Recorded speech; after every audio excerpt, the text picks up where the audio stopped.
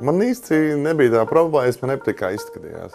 Un tikai bišķi spiedās uz āru, un tas jau bija kāda laiciņa, bet man īsti kā netraucēja, un manam tētim ir līdzīgi.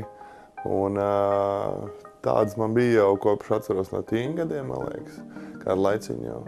Un man liekas, ka pēdējos gadus viņš vairāk bija palikt lielāks, izspiedās uz āru, un tad jau galīgi vairs nepatika. Nu, šim pacientam bija gan lielās, gan zemādas vēnes bojājums visā garumā un izteikts zaru varikoze vienā kājā. Mēs iepazināmies svarzālēm.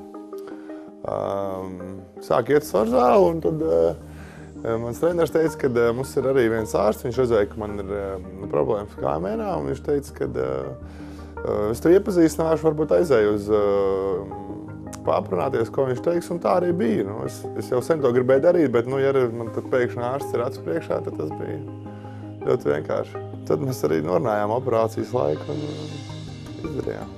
Nu, mēs izvēlējāmies lāzeru metodu, tāpēc, ka, ja visā garumā lielā zemādas vēna bija bojāta, lāzeru katēters arī visgarākais ir, un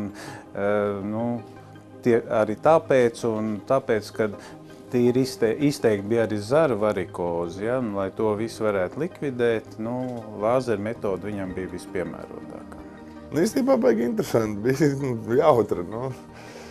Kaut kā mēs pat līdz operācijas laikam mēs kaut kā ar ārstu Ivaru Prudānu iepazināmies labāk, jau arī zālē tur jokājāmies un tā, jau tā sadraudzējāmies, un tad tā operācija bija diezgan jautra. Un tas arī kolektīvs apkārt, arī māsīņas bija jautras, un tas operācija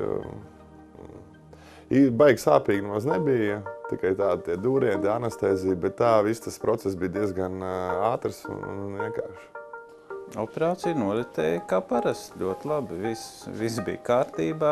Otrdien pacientu izoperējām, piektdien viņš jau apmeklēja sporta zāli.